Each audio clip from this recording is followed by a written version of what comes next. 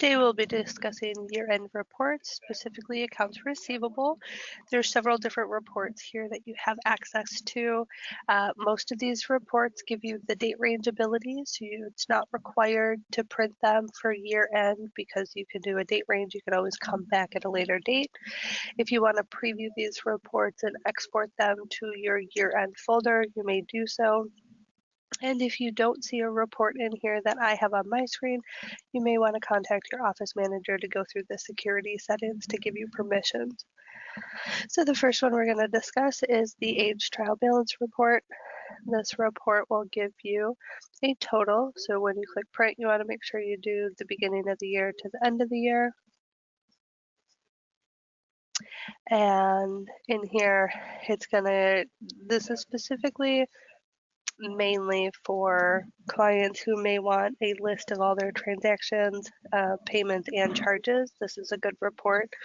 We'd pick detailed, choose whether or not you want to print canceled for transactions. I always uncheck them. Page break between clients isn't quite necessary if you're already going to narrow down the client range down here, so I just uncheck that. Whether they're active or not, if you don't know, I would just leave it unchecked. And if you don't know if they have a negative or credit balance currently, I would check it. And then up to you if you want the employee for details to print. You would make sure that the agent category is all selected. And then client range, if I uncheck that and print a specific person, I would just put their starting name in you'd put their name in the starting, and then you would put their name in the ending so that you're only getting their information. Your sort by option is by name or account. If you're only printing one, it doesn't really matter what you put in there. Client types, if you're unsure what their client type is, I just select all of them so that I don't get nothing. It knows which one to display. Minimum balance to print, if you're unsure what their balance is, I always set it to 0. If they have a 0 balance and you set the minimum to a penny, you're not going to get any information. And then I uncheck the print clinic totals. If you're giving this to the client, they don't need to see the clinic information, so uncheck that. And we just preview. So I'm in a test database. I don't really get a whole lot of information. So what I'm going to do is go into our help menu and help index. And at the top, if I just type in reports, it gives me a list of all my reports. And I'm in accounts receivable, so I'm just going to double check that one. And then it gives you a list of all of the reports and a little description of what the report displays. So if I double click on the age trial balance one, gives you the print by options, and then it tells you what each of the options are, an explanation of what it would be displaying. So up to you whether you choose to check or uncheck the option. And then the layout looks like this. So at the top, there's an option whether or not it's abbreviated or detailed. So the first one shows abbreviated. Just really shows the client name, completed invoice, amount billed, and any payment that's listed, and then a running balance as to what their AR is. And then if I scroll down, this one is going to be the detailed report, and it just breaks down that completed invoice line in the abbreviated to what actual items were in the invoice that calculated the charges. So this is a really nice report. A lot of clinics might use it for their insurance, if they have any, to submit what they've been charged, what they've paid on the account, and what the insurance should be paying or covering. So the next report then is going to be a charge interest report. This one is just going to give you, again, a date range. So go to the beginning of the year. You don't have to have these reports. You can export them or come back and view them at a later date. So the date range that you pick in here would display every client that got charged interest, how much the interest was charged off of the fees, if there was any section of the AR on the client that didn't get interest charged, it'll tell you the balance of that.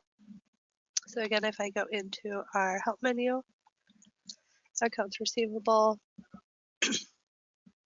charge interest, if I double click on that one, and then this is just what the report shows. So again, client account, the balance that's overdue, the balance that the interest was charged on. So sometimes if they have a balance from 0 to 30 days and you don't charge interest till 31, there may be a difference in these two values here. Calculated interest, fees charged, and then interest not charged. So there's that one. The next one is going to be a summary aged trial balance report.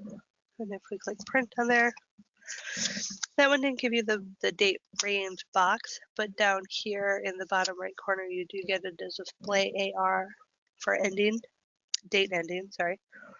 And in that one, if we would just do 12/31/2019, it'll give everybody up until that date. So if you print this, in the beginning of February, you do have the option to backdate it. If you want to print clients with negative total balances, active clients only, if you want to show the last payment information, minimum balance to print, aging category, I always make sure that that's all checked. This is a good report just to kind of see where your AR is. So I would leave select all clients checked. Again, up to you if you want to do by client name, client type, or client account ID, and then select all client types. So in here, again, it shows the client name, and it separates each of the categories, 0 to 30, 31 to 60, 61 to 90, over 90, and then the total AR, and then some report statistics. If you have any excluded totals in here, if anyone had like credit balances or you did only actives in here, so if I check that and check this, or kept that unchecked, I guess, and previewed, if I had any inactives that would disappear from this list, I would just have their total AR excluded off the report. That's all that's saying. And the last report is going to be a write-offs report. This report isn't in the accounts receivable section, but actually under our financial. And if I click write-off and print, same thing, this one gives the date range, so it's up to you whether or not you want to print it. You can always just export it, or you can come back at a later date and view it. Again, my database is just a test one, so I don't really have anything. But if I go to the help menu, and this time I'm going to click on financial because that's where the report is.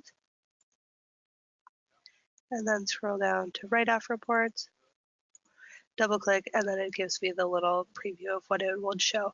So if there's any write-offs and reverse write-offs, this report would show you with a total number at the end. This total number should also be the same that you get on your summary report at the end of the year as well. That number should match. So that is all the reports we have for the accounts receivable section. Thank you for watching.